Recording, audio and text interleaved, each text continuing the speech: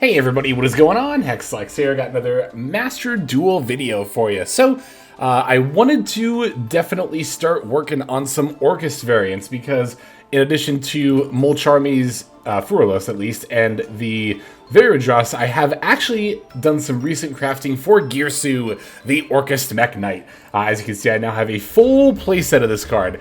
I am not only eager to try out pile decks with Orcust now, but also, if we look at a lot of the latest OCG metagame reports, we're definitely going to see a fair bit of Orcust in the future as well. Speaking of looking at those OCG metagame reports and building this deck, over on patreon.com/hexlex, I post a lot of exclusive content that it doesn't get uploaded to YouTube, and among those are we have the video of me walking through my deck building process, building this exact deck, and I will also, either tomorrow or in the next upcoming days, also be planning on covering that OCG metagame report, which features Orcust. So if you're eager to see any of that, definitely check out patreon.com/hexlex. You'll also get your name featured in the credits. It's a great way to help the channel. Greatly appreciate any support there. But anyway, on to the deck now. So, I wanted to play with Snake Eyes some more, but I'm pretty determined to not use Fire King for some reason. I was thinking about this just earlier. It's like, I feel like I'm trying every Snake Eye variant this season besides Fire King. Mostly because that's a solved deck, and how much fun is that, right? So, Kashtira Orcust Snake Eye. As you can see, we do have the small cash package here. This is very nice for both the Orcust and Snake Eye side, because the Orcust line, as we all know, is able to, you're able to do it with any two monsters with different names, right? Or at least, that's what it takes to go to Nightmare Phoenix, and from there, Nightmare Mermaid. No Goblin in this build. I did have it initially, but I had to cut it to make room for other stuff, and let's be real, Nightmare Goblin really isn't even that great. Like, even in the Orcust builds, the majority of them that I've seen when doing research don't even play the Nightmare Goblin. It's kind of funny how that's one of those cards that was hyped up to be, you know, unable to ever come off the ban list, even as recently as like 6-ish months ago, and is actually just optimized out of Orcust decks. Well, at least Orcust variants. Some of them. Anyway. So yeah, the idea here, of course, is that we can go into the Orcust combo line off of any two monsters. And fun fact, actually, did you know that the one-card Snake Eye line with Ash, or starting with Diabell or Wanted, or I guess even Bonfire as well, starting with normal summon Snake Eye Ash, not only ends you on the Snake Eye board, but also the Orcust board? I'm going to show off in a combo line before the replays exactly how to do that. But the list, if you know how the Orcust and Snake Eye combo lines work, is honestly fairly self-explanatory. You don't even really need 3 Girsu. To be totally honest, you could get away with even 1, or honestly even 0. It's not 100% required, but it is very good for adding additional bodies, which we will need for the combo line I'm going to show you. But in general, I like playing 3 because this card is a great extender. Now you might wonder, how is opening an extender, doesn't that use your normal summon? And yes, it does. But also keep in mind that the majority of our plays are going to begin without using our normal summon. The only combo lines for Snake Eye that involve a normal summon is if you happen to open the one of Ash or Poplar, right? Otherwise, it's Diabell, which is a special summon. Bonfire for Poplar is a special summon. You know, the Wanted for Diabell is a special summon. Even if you have OSS plus something like, you know, Kashtira Birth randomly descend, that's still a special summon. Same with all the Kashtira cards, special summons. So, Girsu is, in a way, almost our main normal summon of the deck, but even though it's not part of our main combo line, it can often be used as an extender. Because even if your Snake Eye line does get disrupted, you can just, like, slap down a Girsu, or any other monster for that matter, and still end on a very respectable end board. That's also why Molcharmy Fuwalos, I think, is viable in a list like this.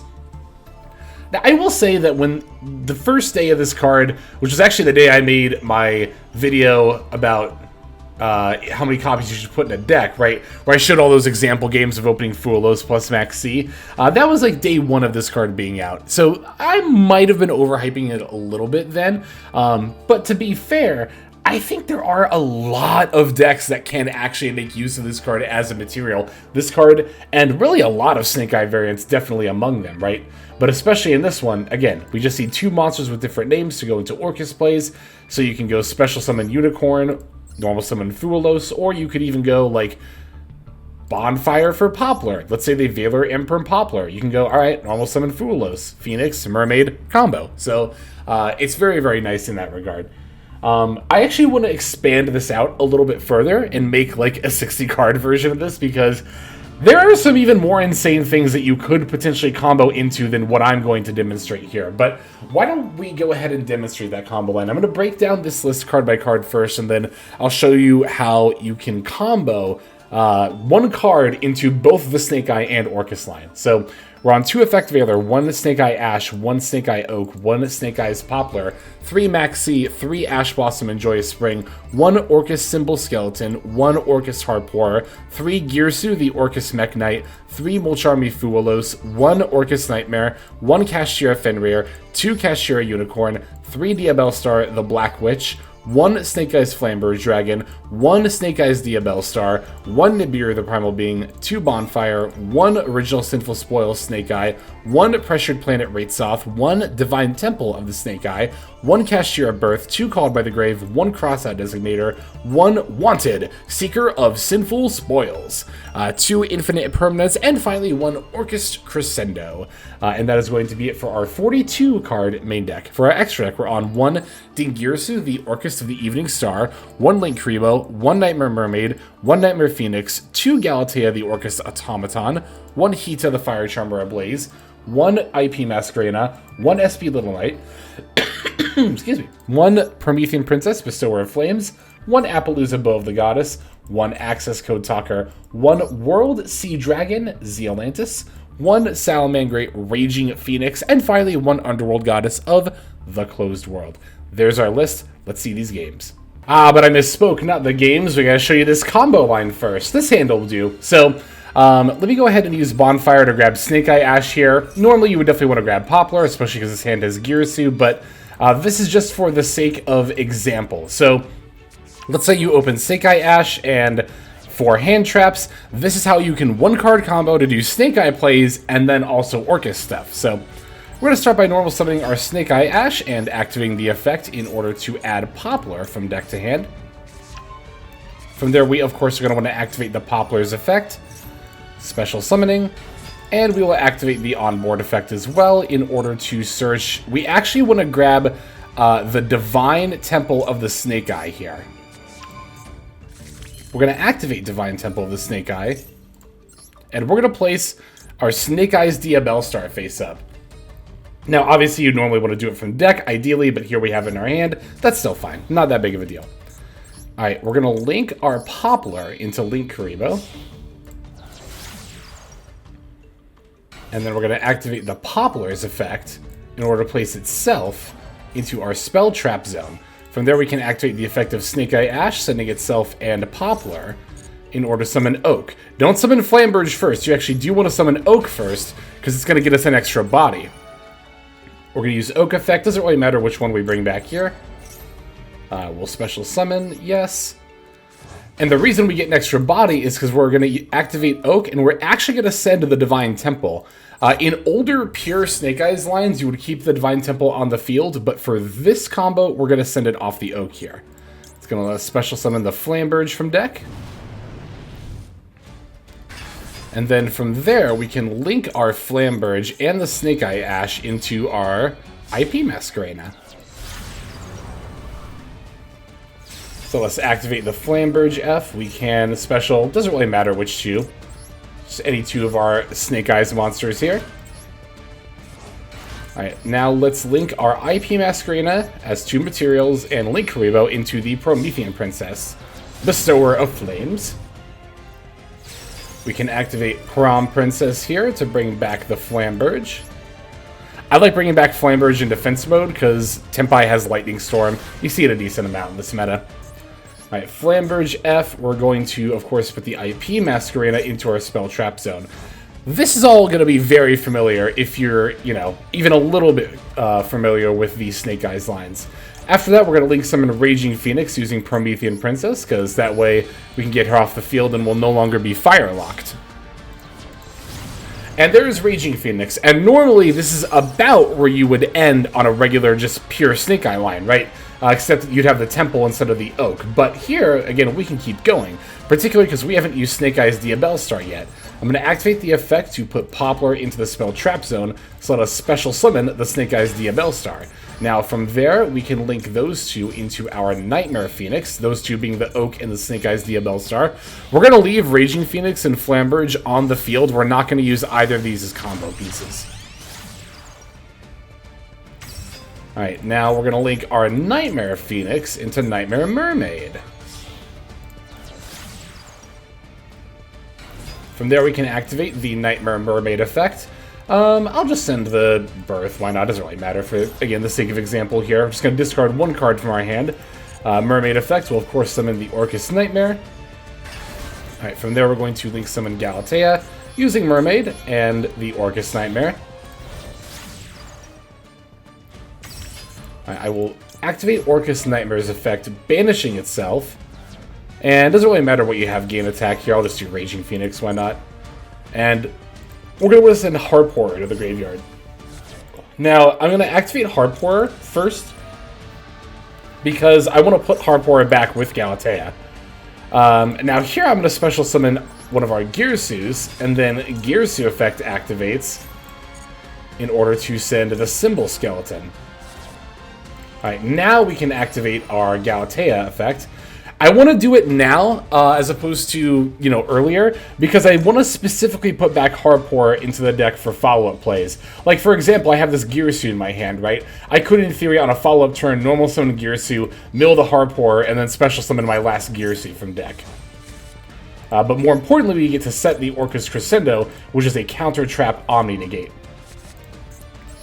Now, I'm actually going to link into SP Little Knight using Girsu and Galatea. If you played Long Girsu instead of a second Galatea, you could do that if you want to do, and still have an Orcust monster on the field. Because you do need to have an Orcust Link monster. I don't want to use this, of course, because my opponent doesn't have anything. Because you do have to have an Orcust Link monster in play to activate Crescendo. But we can actually still accomplish that because we milled Symbol Skeleton off of Girsu.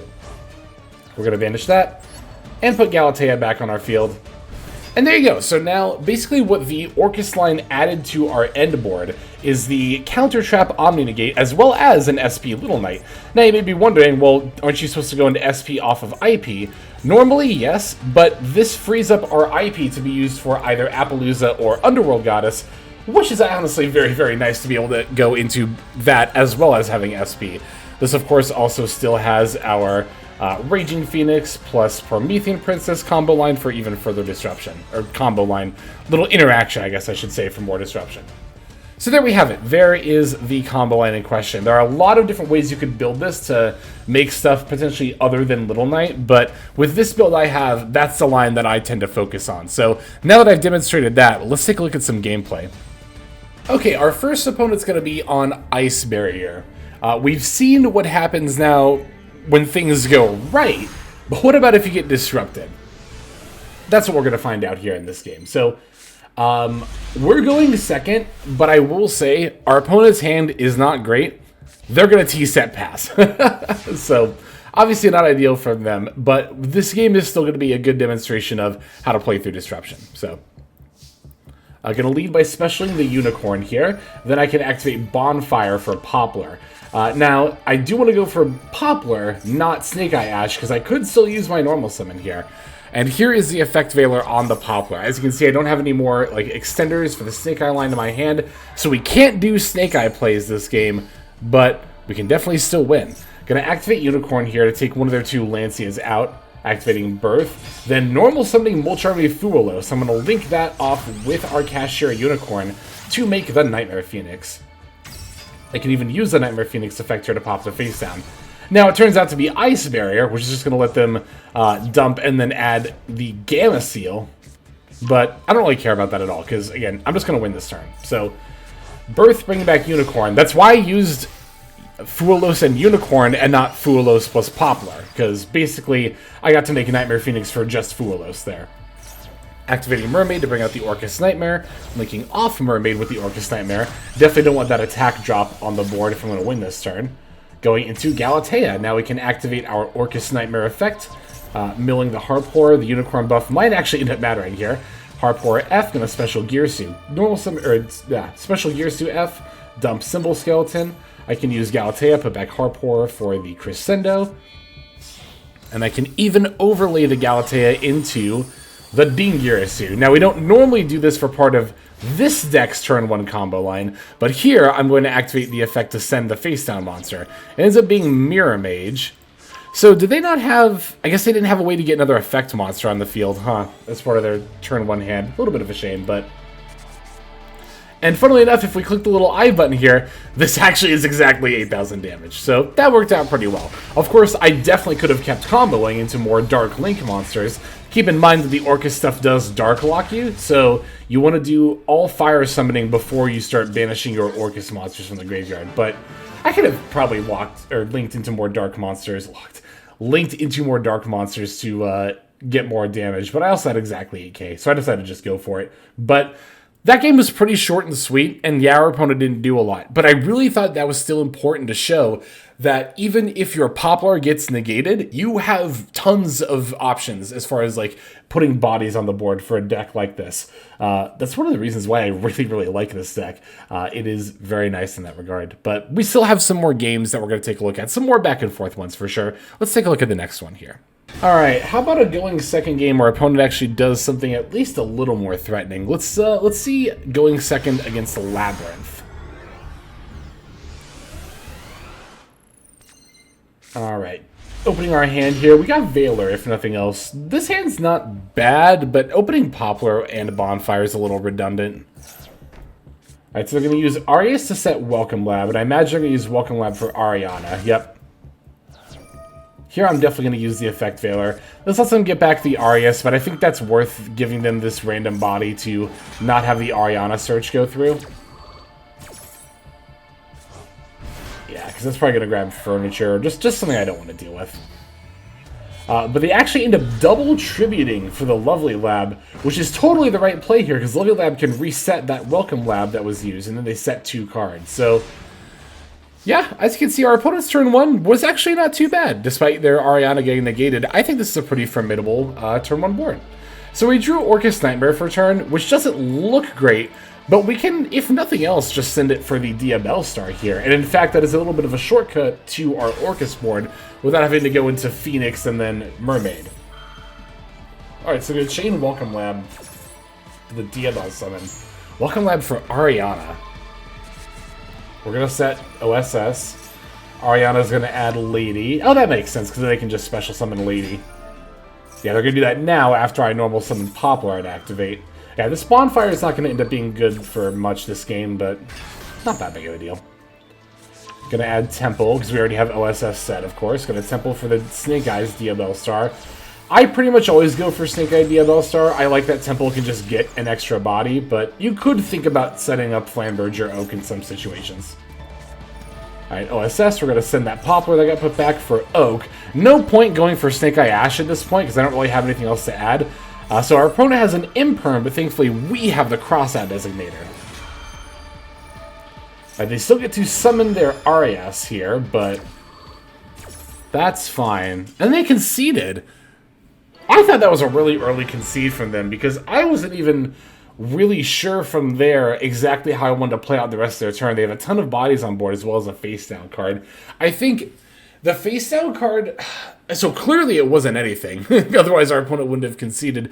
But I think that would have been enough. I think that would have scared me badly enough to go into Nightmare Phoenix, despite having Orcust and Nightmare in the graveyard, and especially because I have this Bonfire in hand that I'm not going to end up using anyway. So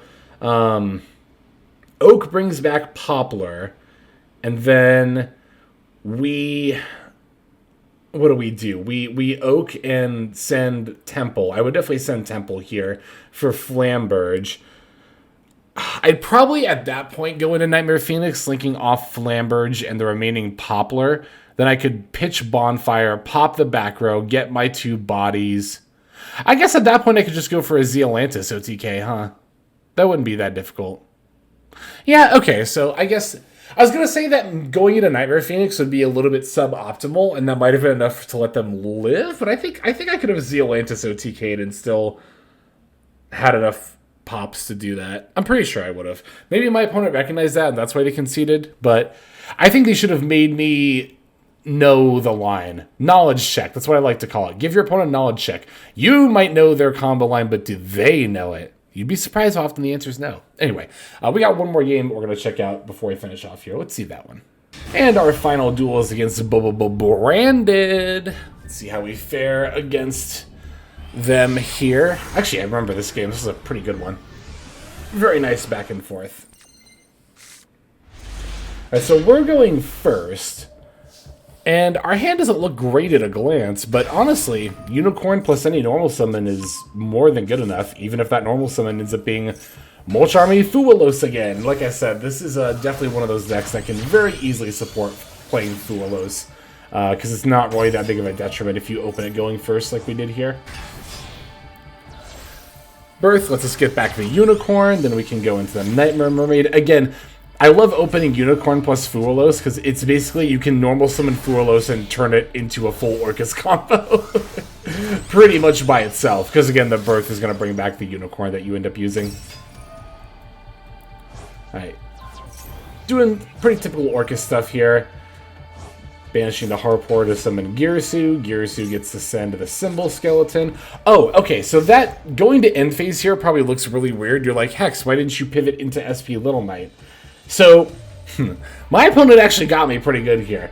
I actually still don't know exactly what they have in hand that was letting them get past priority, but they faked a Nibiru. I think it was a Bestial Monster that we're going to see in a second here. My opponent was faking a Nibiru. Basically, they had a Bestial Monster they could have summoned at any point during my turn, but they kept their toggle on off until after my 5th summon. Then they started showing me that they had a quick effect. I totally fell for it here, assumed they had Nibiru. Here I was actually going to end my main phase to force it out, because I was like, okay, I could still Symbol Skeleton, bring back Galatea, and have an Omni negate. But no, it ended up passing. So I was like, oh, okay, well played, opponent. Yeah, there it is. I think it was that Saronir that they just banished off of Allure there. Alright, so we got a Chainlink 1 Gold Sword, Chainlink 2 Branded opening. I'm definitely wanting to chain the Maxi to the Branded opening here for sure. Pitching Branded White to add Guiding Quim. They don't want to summon and give me the draw. Gold Sark, I imagine, is going to banish Tragic. Oh no, it's Mercurier. They banished Mercurier here. Yeah, Mercurier to add Albion the Shrouded. Alright, now I'm going to activate Unicorn, eating the Mirror Jade. That was also the only Mirror Jade in their extra deck, too. They do Thrust for Evenly here, but like I had already activated Maxi, so Thrust was already alive, and we have the Crescendo for the Evenly anyway. I'm very, very glad they did this. Obviously, they didn't know I had Crescendo, so it's not like it was a huge misplay or anything, but I'm very glad they did this because I get to keep my board and I get to live through to the next turn. That's massive. That is huge. Alright, so they're able to use Guiding Quim to set up adding Branded Fusion to hand. I've banished their Mirror Jade, though, and more than that, I also have Cashier Birth out, which is actually going to matter a lot here. So, this is not the first time my opponent's activated a spell effect. I'm going to let the Birth go. There we go. Yeah! Great targets. This is not the first time my opponent activated a spell effect this turn, but I definitely wanted to save Birth until after the Branded Fusion. And the fact that it's Lubellion that they summoned, it makes it even better. So basically what's going to happen here is I get to banish Despian Tragedy, Fallen of Albaz, and Branded Fusion from their graveyard face down. Lubellion has to shuffle the monsters banished face up in order to fusion summon. That means they're not going to get to fusion summon with the Albaz or Despian Tragedy. Also, by banishing Branded Fusion face down, they can no longer recycle it with effects like Branded Retribution. But while this removes their ideal materials, it does not negate Lubellion's effect. This is one of the better ways to disrupt fusion decks sometimes, if possible, is to not necessarily even negate the fusion summon, but rather remove some of the materials or the ones they ideally want to use, because the effect still has to resolve. They can't choose to not fusion summon, but they're going to have to fusion summon something suboptimal like Despian Coratus here. Also, I almost forgot that we were under, or they were under Maxi, so... Alright, are they going for... Oh no, not Guardian Chimera. This is, yeah, they have the Predaplant. Predaplant Trif Overtum has the ability to negate special summons, a special summon from the extra deck once per turn, so we definitely have to be mindful of that. Alright, going into our turn here. Second Unicorn. Actually, I was going to say not a great draw, but it's actually not bad for a reason you're about to see here. So I'm going to use Birth to normal summon Fenrir, pitch Unicorn to special Diabell Star, then I can use Birth to bring back the Unicorn that I pitched.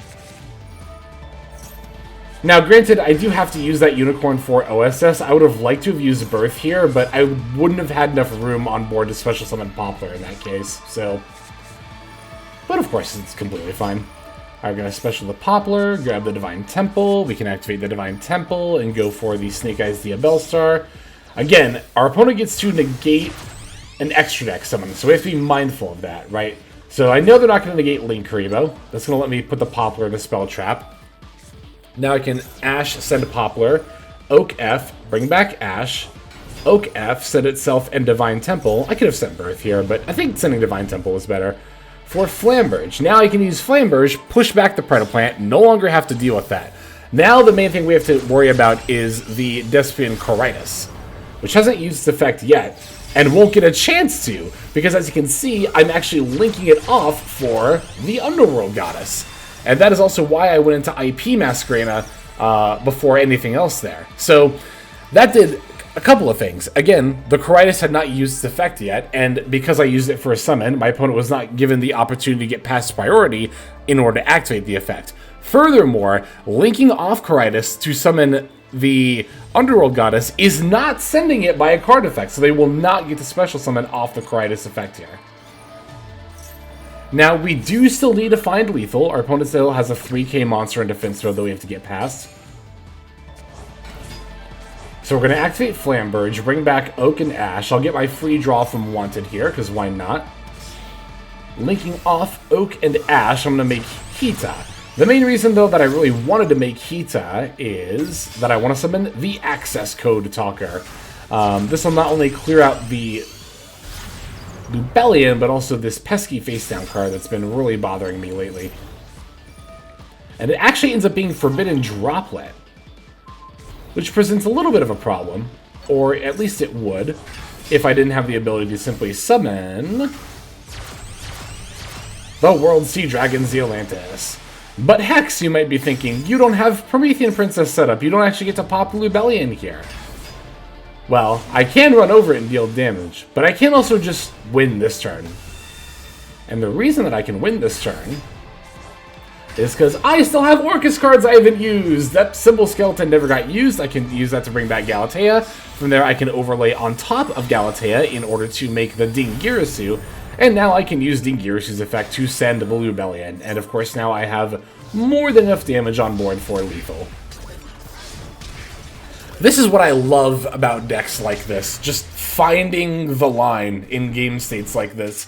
And trying to keep every aspect of your deck, all the engines, every extra deck card in your head, amassing it all to find lethal.